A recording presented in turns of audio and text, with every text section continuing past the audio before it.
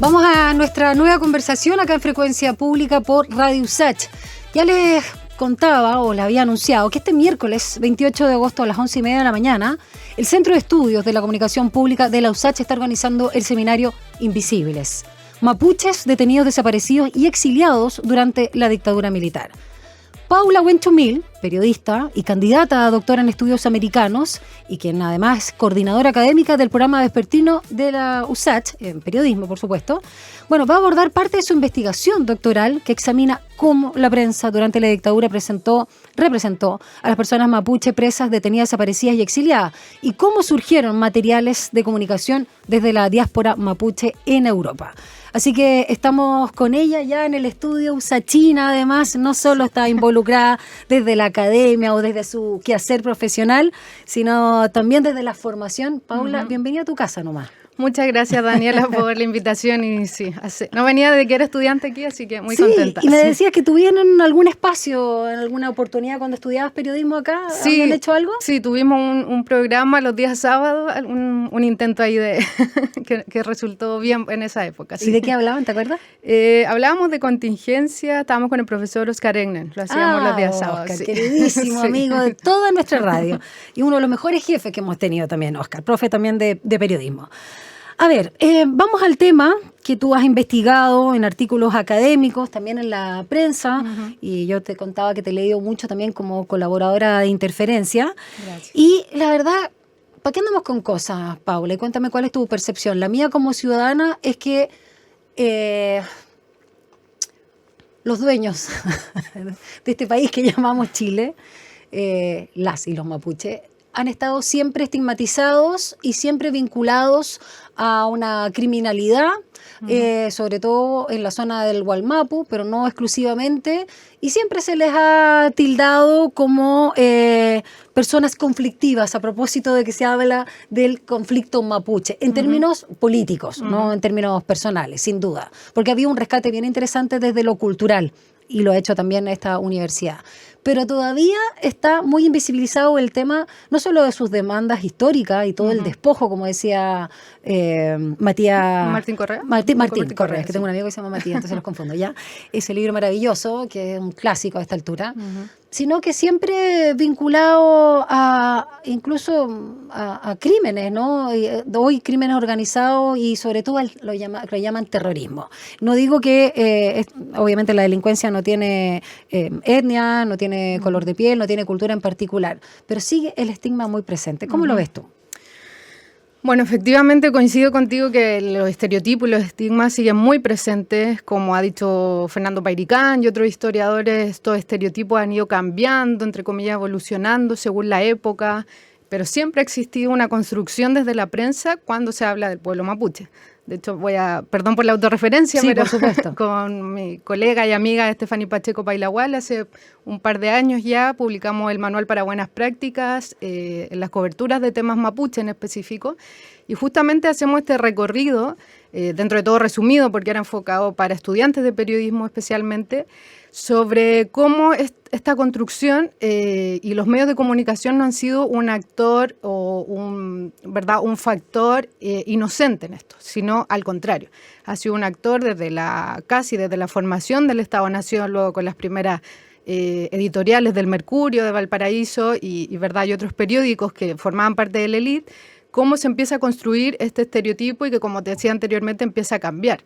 Y en este manual justamente hacemos un recorrido sobre eso, pero también hicimos recomendaciones a la y los estudiantes de periodismo de comunicación para entender que cuando cubrimos ese tema hay que cubrirlo como un tema que es un conflicto político, histórico.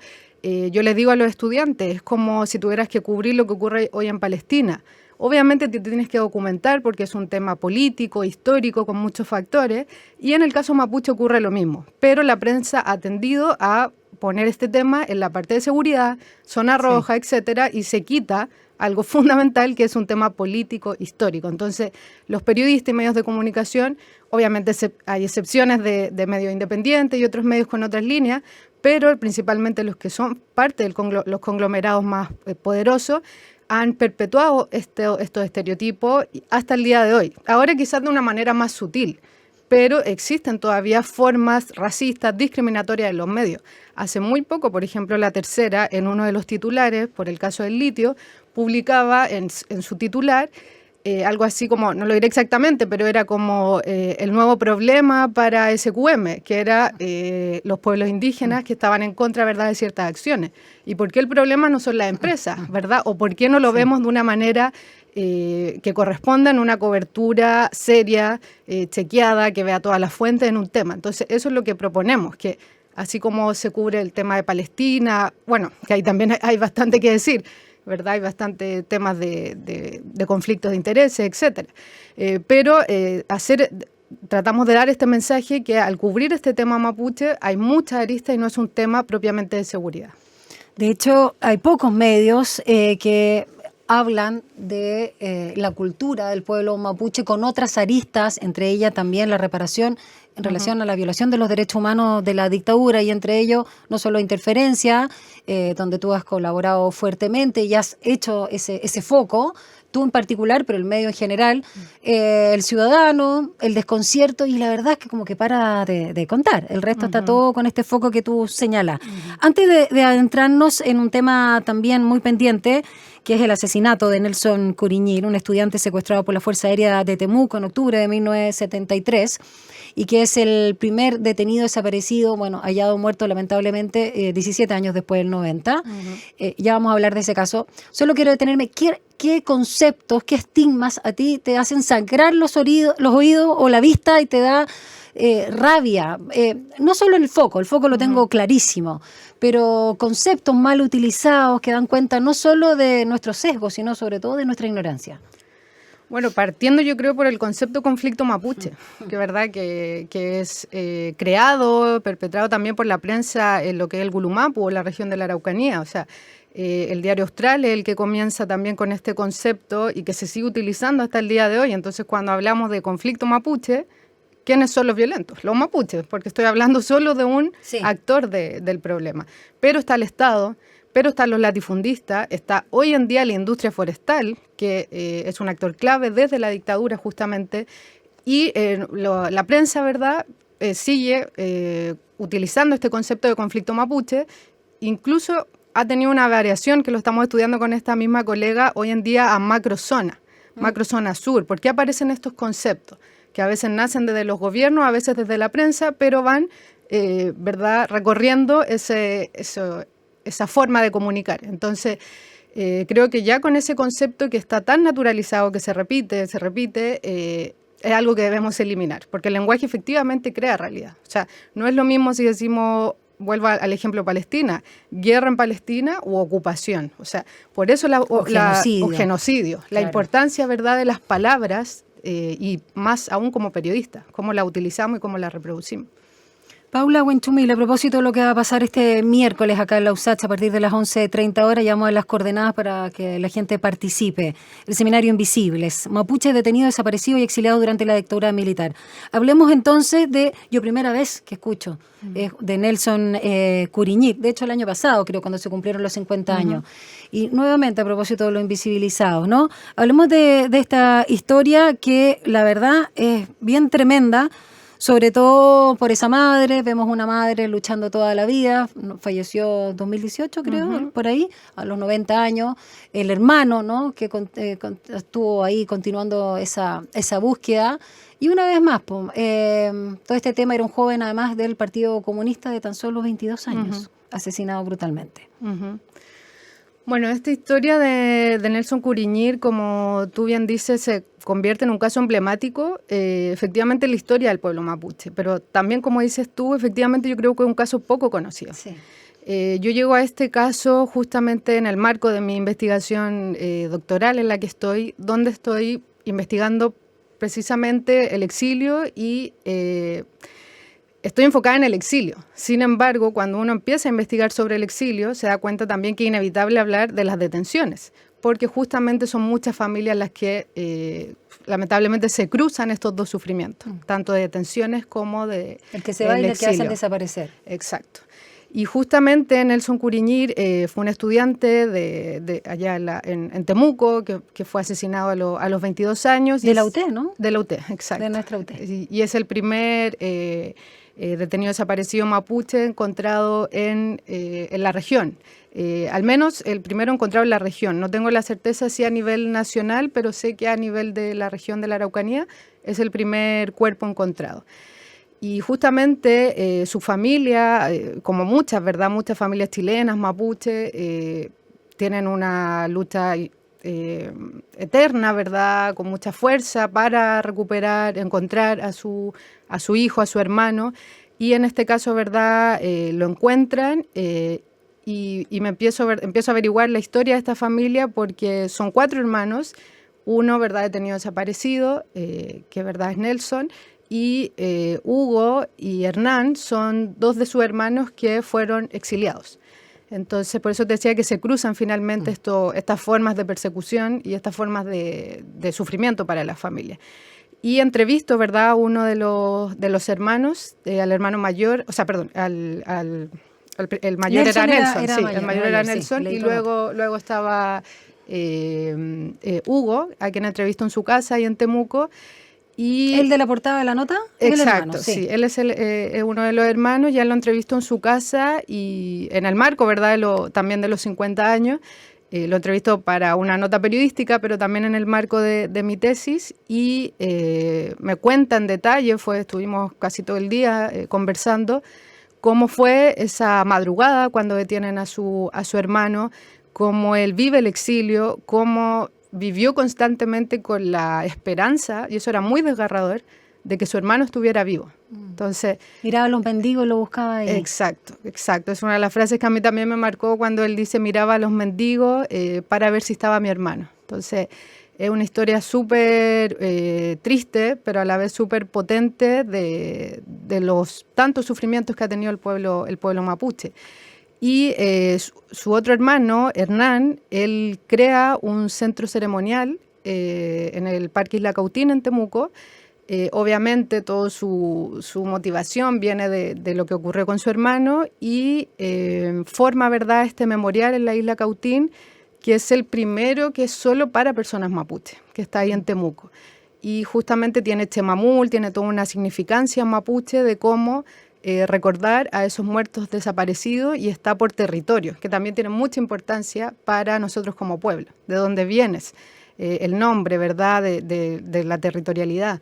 Y este memorial, ¿verdad?, como te decía, nace justamente uno de los hermanos Curiñir, pero ha significado mucho para otras familias mapuches también de la zona. ¿Qué dice el informe de RETIC u otros en relación al pueblo mapuche en la dictadura?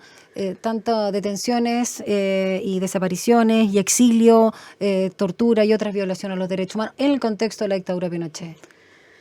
La verdad es que yo lo que sostengo en la tesis, que bueno, todavía no está culminada, pero estoy en ese proceso, yo efectivamente tenía una intuición porque venía reporteando estos temas de manera periodística, pero al investigarlos de manera académica se empieza a confirmar esta hipótesis o intuición, podemos decir, que efectivamente es un tema invisibilizado.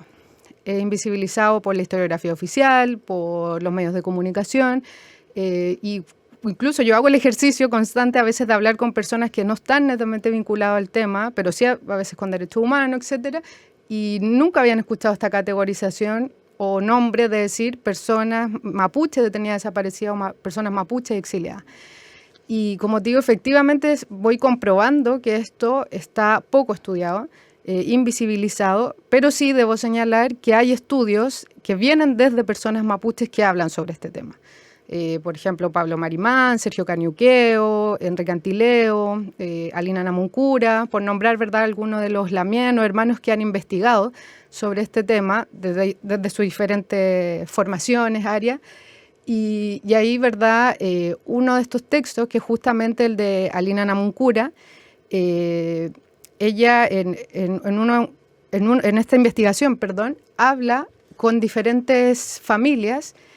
Y lo que da cuenta en este texto, que pertenece al libro de Violencias Coloniales en Gualmapu, lo que da cuenta es que efectivamente muchas de las familias hasta el día de hoy nunca han hablado nunca han dado verdad su testimonio, no son parte de estas comisiones, no están en los informes. Entonces, tenemos toda esa arista. O sea, por una parte, la invisibilización desde las comunicaciones o desde la historiografía oficial, pero también tenemos hasta día de hoy muchos testimonios que nunca han sido contados, que obviamente tienen que ver con las formas de violencia que, por ejemplo, en la región metropolitana fueron tremendas, pero después de la región metropolitana, las regiones más afectadas en dictadura, justamente vienen a ser Biobío y Araucanía.